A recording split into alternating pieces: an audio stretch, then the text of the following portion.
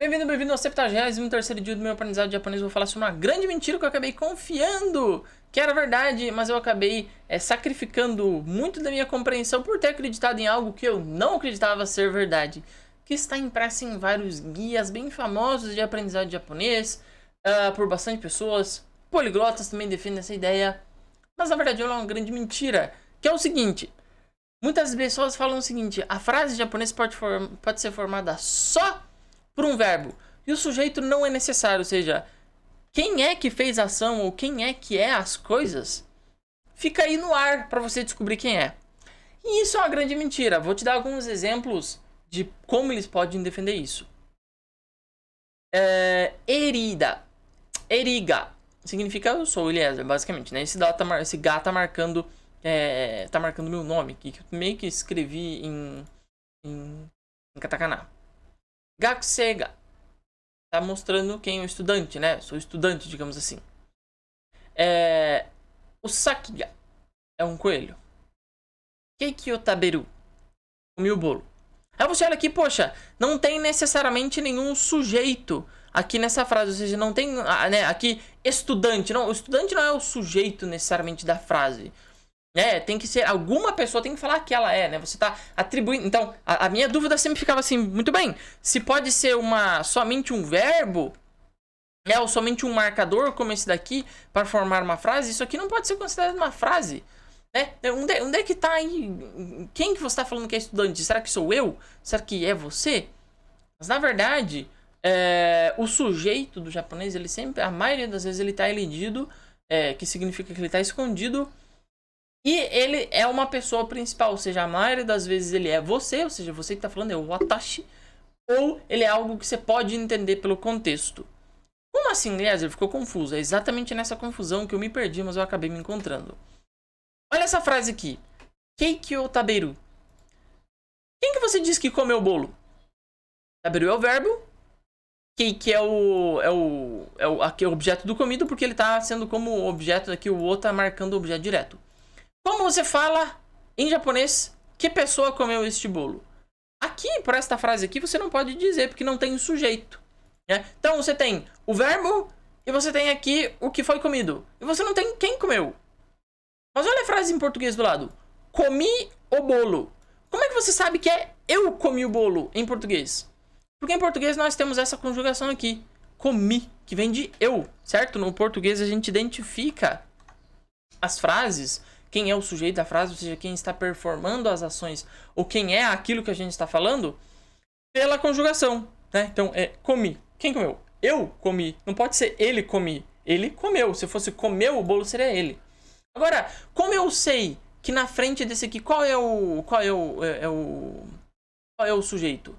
Na verdade, todas essas frases que eu escrevi aqui em cima, todas elas têm um sujeito. Só que o sujeito geralmente está escondido. E a grande dificuldade do japonês o sujeito está escondido e a gente não pode, pela conjugação do verbo, como a gente faz no português, identificar qual é o sujeito. Mas então, Eliezer, como é que você identifica qual é o sujeito da frase? Ou seja, de quem você está falando ou de quem está fazendo as ações? Na verdade, é muito simples. Basta você ter um pouco de conhecimento do próprio japonês, que é o seguinte: quando você fala eriga, você tá falando watashi na frente, você tá colocando o eu aqui. Eu sou o ele. Esse eu aqui, que é o watashi, que é aquilo que eu coloquei em vermelhinho ali. A maioria das vezes, quando você não tem esse watashi aqui na frente, a maioria das vezes o pronome do japonês, ou seja, daquilo que você está falando, ele tá elidido. Por quê? Porque você pode entender pelo contexto. Então essa é a primeira coisa. A primeira grande mentira é o seguinte: a maioria das vezes o sujeito está invisível, mas não significa que ele não está ali. O sujeito sempre está ali. Então a grande mentira que conta no japonês para o japonês só ter um verbo ou um marcador é o suficiente para você fazer uma frase. Mentira! Toda frase, para ser considerada uma frase inteligível, ela tem que ter o sujeito. Tá na realidade que nos rodeia e tá também no japonês. Como assim tá na realidade que nos rodeia? Quem faz uma ação precisa de um motor para essa ação. Se uma xícara parece quebrada, alguém tem que ter quebrado a xícara. Para alguém ser bonito, este alguém tem que existir. Então, para ser alguma coisa ou para quebrar alguma coisa, para ser um verbo de ação, um verbo de estado, você tem que ter alguma pessoa. Sujeitos sempre estão nas frases. E no japonês, a grande maioria das vezes ele está elidido. E se ele estiver elidido, ou seja, se ele estiver escondido, na grande maioria das vezes vai ser o eu, que é o watashi. Tá? Então, gakusega, se você vê essa frase aqui, gakusega, antes, na frente, digamos assim, tem um watashiga. Só que geralmente ele está escondido, porque se considera que as pessoas entendam que o valor que é aquilo que eu chamei de o valor padrão deste sujeito sempre será o watashiga. Então essa é a segunda coisa que você tem que entender. E aí no caso, a gente tem esse aqui, que é o sakiga, que é basicamente o que eu tô falando pra você é o seguinte, o sakiga basicamente é um coelho. E o que esse aqui? Da onde vem este é? Quando a gente tá aprendendo o português, a gente sabe que a gente pode ter um isto na frente disso aqui, ó. Isto, né, tá apontando, isto é um coelho. Então aqui na frente teria um pronome que significaria o isto. Ou no inglês, se tá aprendendo inglês, teria o pronome it na frente aqui, que é aquilo que o inglês chama de dummy subject. Ou seja, é só uma palavra para identificar que existe um sujeito na frase. No japonês isso não existe, mas não significa que não exista um sujeito. Na grande maioria das vezes ele é o watashi, mas nessa frase aqui, como ele não é o watashi, dá para você entender pelo contexto, ou seja, pelo contexto da frase, pelo contexto daquilo que está sendo dito, está sendo exposto, você pode entender que aqui existe um xxx o sakiga, né, que é o coelho, beleza? E no caso aqui do nosso keiki taberu, que é basicamente eu comi, né, o watashi, é o nosso watashi aqui. Watashi. Tá? Watashi. Watashi da keiki taberu. Então, geralmente você não tem isso aqui, porque as pessoas entendem que o valor padrão do pronome elidido será o watashi, tá bom? Então, fica aí a minha discussão. Aí no inglês, então, a gente tem a elisão. Por exemplo, me explicando de novo.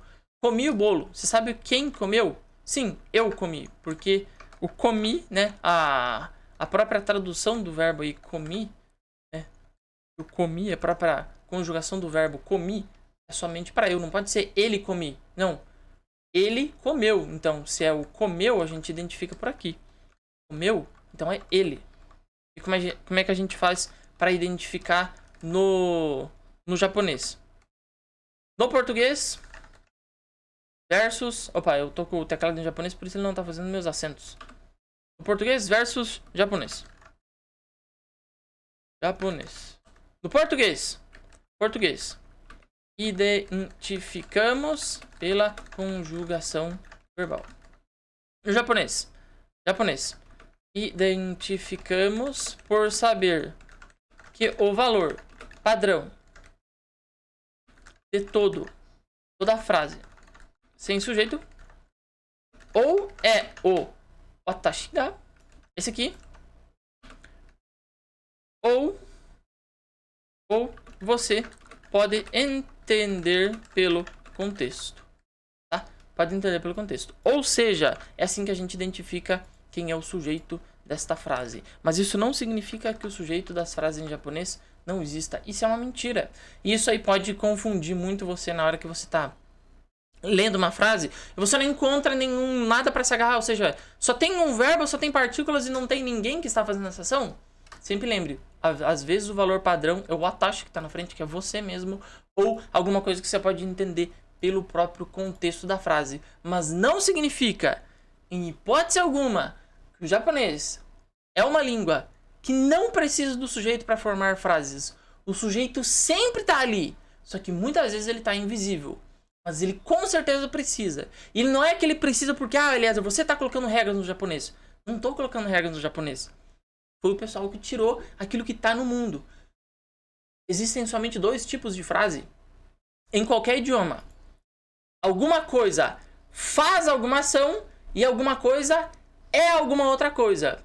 Alguém quebra alguma coisa, alguém corre para algum lugar. Alguém é bonito, alguém é feio. Então, quando você está usando verbos, você sempre vai ter 2 tipos de frase, e para todos esses tipos de frase você vai precisar de um sujeito. Isso está na estrutura que nos cerca, está na estrutura da realidade, seja japonês, mandarim ou qualquer outro. Você sempre vai precisar, por uma frase, sujeito, verbo.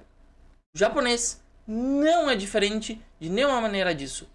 Na verdade, as pessoas complicaram o japonês por entenderem que no japonês não existia os pronomes, né, o sujeito, e falaram, não, no japonês não existe, você não precisa de sujeito. Tiraram algo que faz parte de tão intrínseco, de tão lógico que a língua japonesa é. Eles entendem que sim, se toda a frase necessariamente precisa de um sujeito, a gente não precisa colocar o sujeito em todas as frases, porque a gente sabe que tá ali, só que às vezes sem aparecer. Então, se você tá procurando às vezes um meio para você entender uma frase que tá difícil, sempre lembre, se não tá aparecendo o sujeito, muitas vezes é o valor padrão, que é o watashi.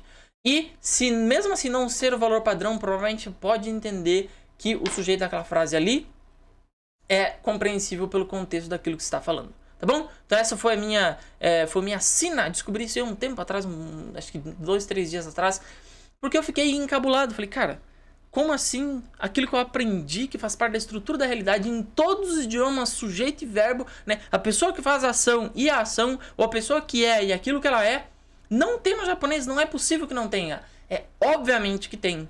E é exatamente por isso que eu sacrifiquei um pouco na minha compreensão. Mas depois eu voltei atrás e comecei a pesquisar e vi que tava tudo errado esse negócio aí. Tá bom? Então fica aí a minha contribuição. Espero que você tenha gostado. Espero que você também tenha subido um pouco o nível da tua compreensão. Tá bom? Nunca esqueça, o japonês também sempre tem sujeito. Mas muitas vezes, grande maioria das vezes, ele tá oculto. E você saber do valor padrão do watashi, ou muitas vezes você procurar no contexto de quem se está falando ou quem está fazendo as ações, é importante para você entender grande parte das frases em japonês que basicamente não vão aparecer o sujeito, mas você sabe que ele está ali e ele sempre tem que estar ali. Eu sou o Li, fico por aqui. Se você gostou desse vídeo, não esquece de curtir isso aqui.